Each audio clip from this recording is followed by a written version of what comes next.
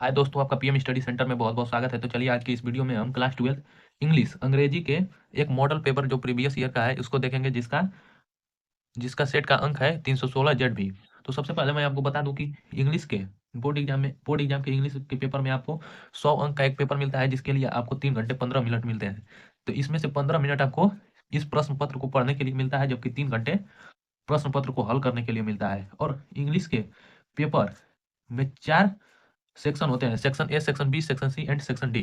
जिसमें से section A reading का होता है, जिसमें पैसे दिया जाता है उसको पढ़कर और उसके द्वारा पूछे गए प्रश्नों के उत्तर देना होता है। और सेक्शन बी हमारा राइटिंग होता है। राइटिंग में जैसे आर्टिकल लिखने को आ गया, ऐसे एप्लीकेशन, ये हमारे सेक्शन बी के अंतर्गत आते हैं। तथा सेक्शन सी में ग्रामर आता है, जिसमें ग्रामर द्वारा पूछे गए प्रश्नों को उत्तर हमें देना होता है। और सेक्शन डी में लिटरेचर आता है। लिटरेचर में हमारा सेंट्रल आइडिया, क्वेश्चन आंसर, ये सभी सेक्शन डी के अंतर्गत आते हैं।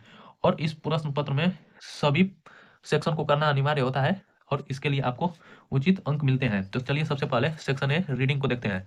सेक्शन ए जो होता है बोर्ड एग्जाम में रीडिंग का होता है, और यह सेक्शन ए केवल एक ही प्रश्न होता है, जिसमें पहला प्रश्न है reading the following passage carefully and answer the question that follow.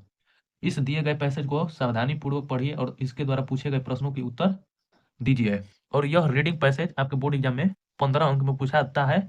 और इसका कोई लेवल नहीं होता है कि यह दिया गया पैसेज बुक में से कहाँ से पूछा जाएगा और किस तरह से पूछा जाएगा। यह बोर्ड एग्जाम में कहीं से भी दिया जाता है, इसकी कोई बॉन्ड नहीं है।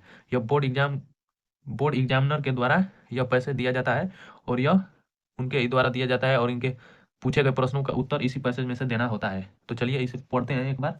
तो we become conscious of our weakness the moment we are placed in some responsible position, when then try to prove equal to the task if we are ever tempted to go astray.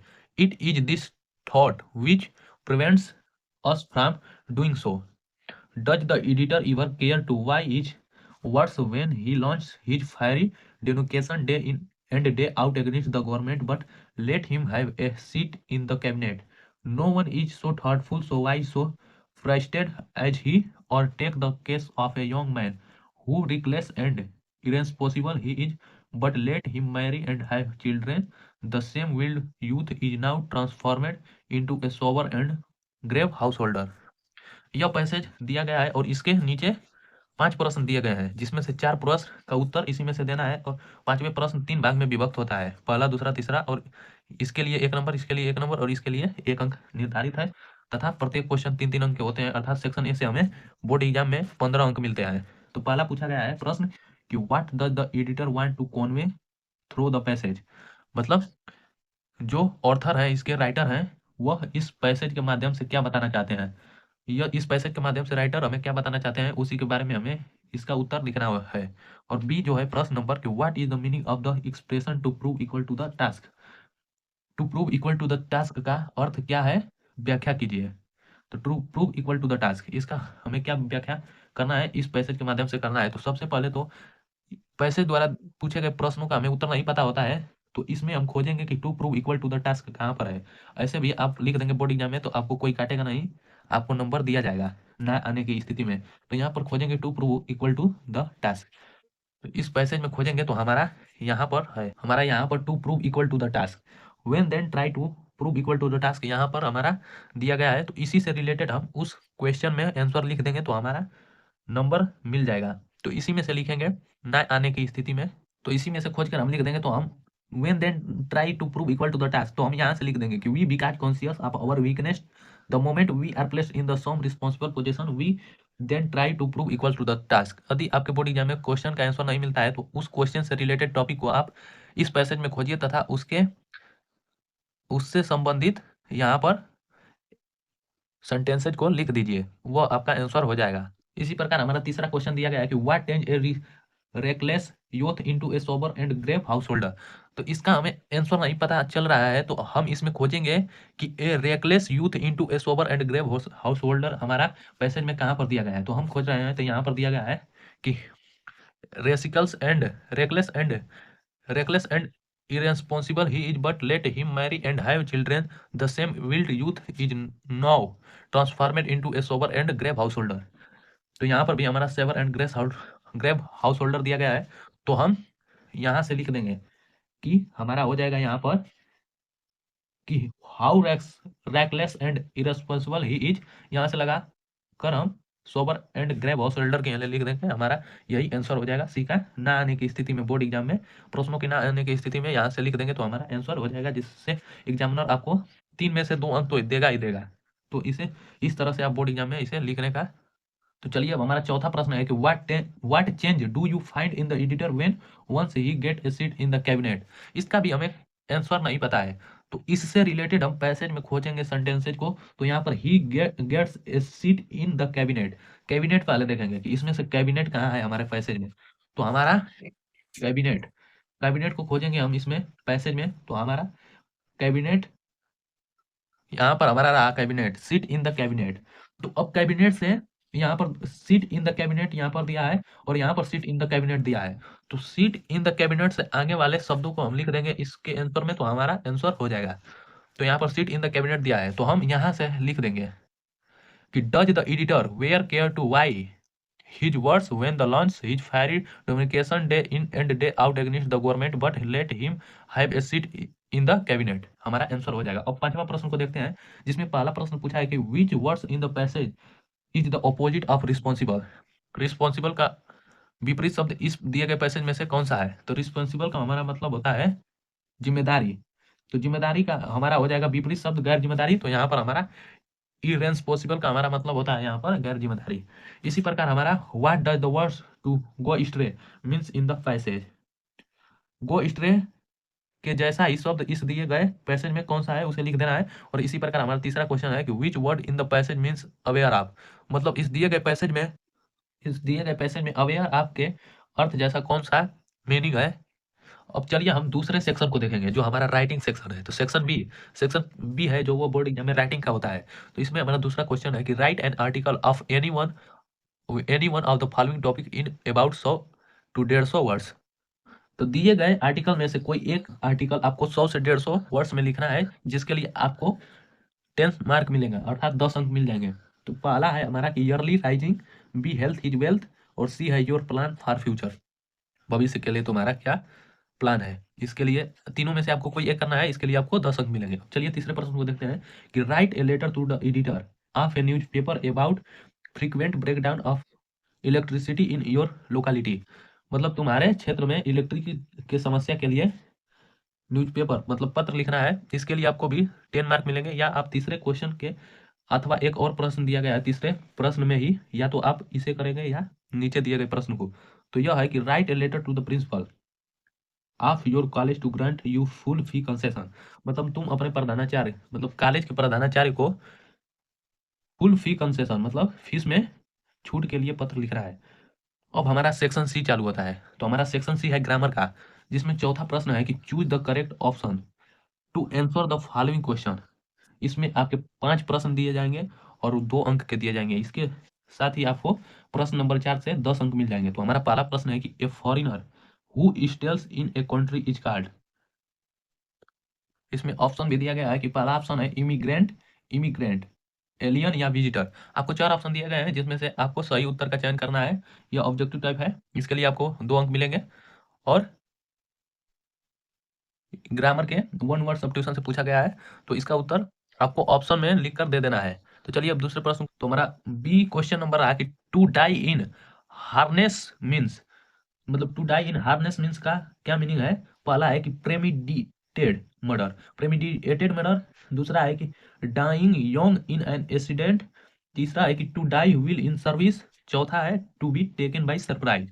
तो board exam में ऐसे ही grammar के section से प्रश्न पूछे जाते हैं, इसके लिए आपको 2 अंक मिलते हैं बोर्ड एग्जाम में। अब हमारा सी क्वेश्चन अंक है कि the synonyms of delight, delight का सिनोनिम्स हमारा क्या होगा। तो हमारा पहला ऑप्शन है इंटेलिजेंट, इनर्जेटिक, मोडेस्ट या इंडस्ट्रीज। तो डिलाइट का सिनोनिम्स हमारा क्या होगा। तो डिलाइट का सिनोनिम्स इंटेलिजेंट ही होता है।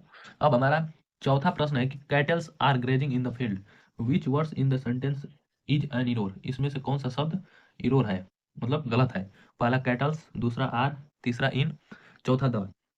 तो इसमें से गलत शब्द हमारा कैटल्स है, क्योंकि कैटल में कभी यस नहीं लगता, यह एक प्लूरल शब्द है। तो यहाँ पर cattle are grazing in the field होगा।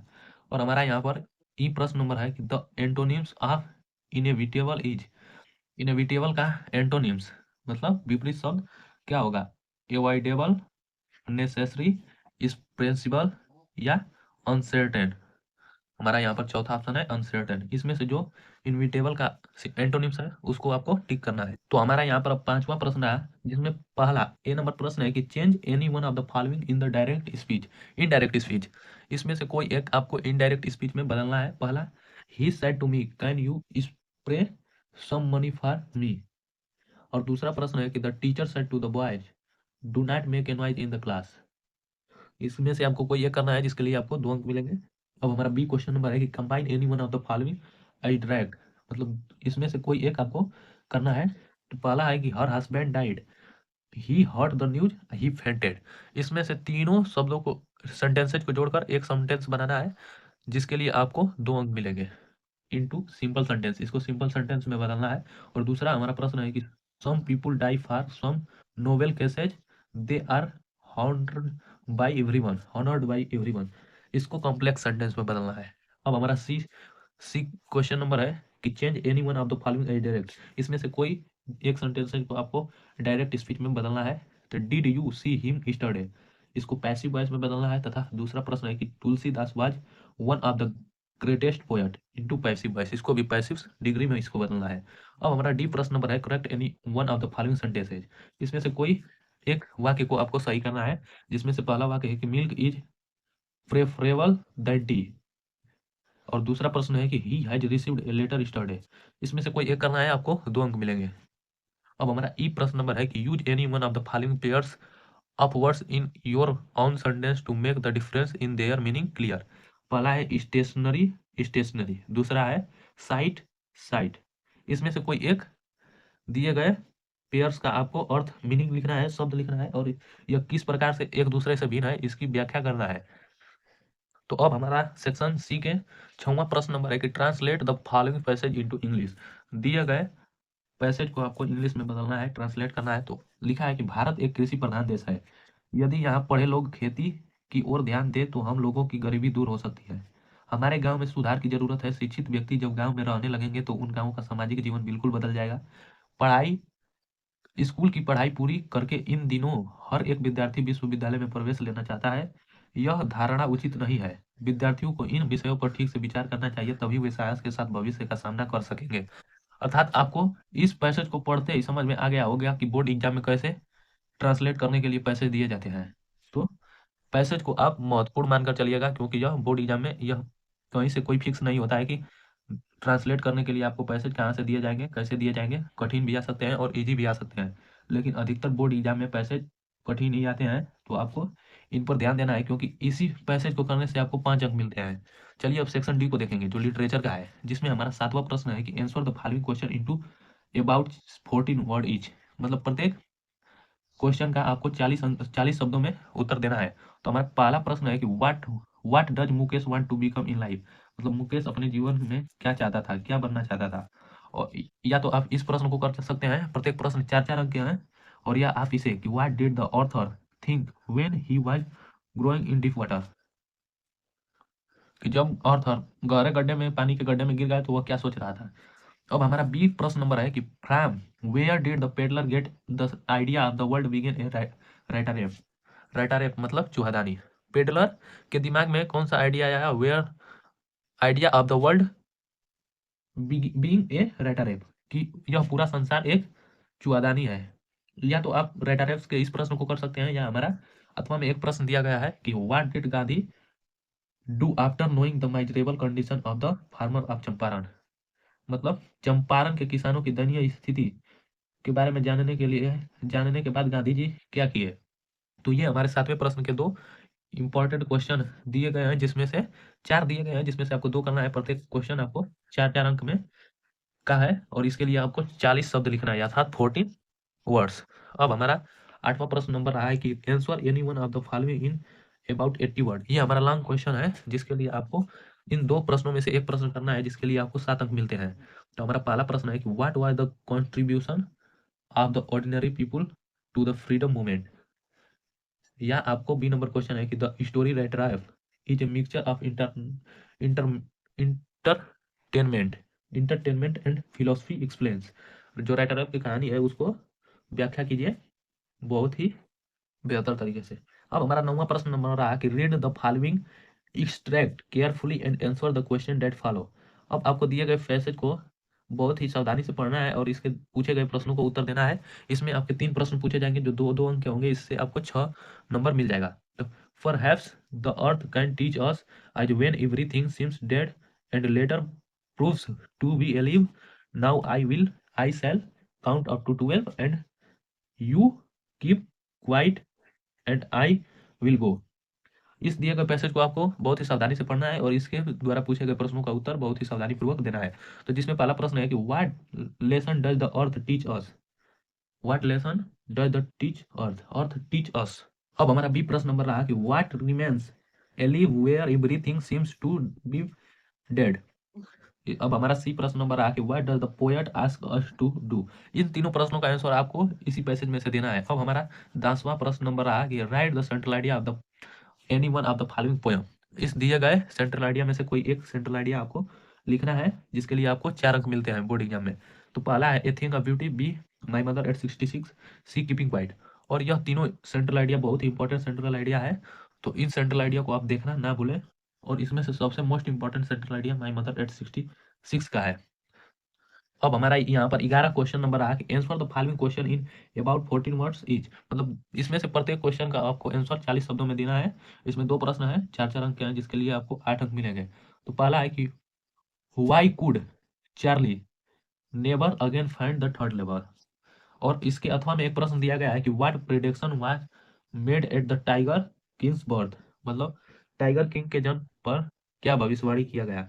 और हमारा बी प्रश्न नंबर है कि how is Antarctica the perfect place to study environmental change. और इसके अन्यथा एक और प्रश्न दिया गया है कि why was Sadao sent to America. Sadao America किस लिए गया था या किस लिए के द्वारा भेजा गया था। और हमारा 12 जो अंतिम प्रश्न है, answer any one of the following question in 80 word. यह एक लॉन्ग प्रश्न है जिसके लिए आपको 7 अंक मिलते हैं। तो इसमें पहला प्रश्न है कि describe Antarctica in your own words on the basic of the lesson journey to the end of the earth. और बी प्रश्न नंबर है कि write about the outcome of Charlie quest for the third level and Grand Central Station. इसमें से आपको दोनों प्रश्नों में से कोई एक प्रश्न करना है, जिसके लिए आपको बोर्ड एग्जाम में 7 अंक मिलते हैं। तो उम्मीद करता हूँ दोस्तों को आपको यह अंग्रेजी का पेपर बहुत ही बेहतर तरीके से समझ में आया होगा। और यदि वीडियो पसंद आया होगा तो इसे ज़्यादा से ज़्यादा लाइक शेयर और चैनल को सब्सक्राइब करना ना भूलें।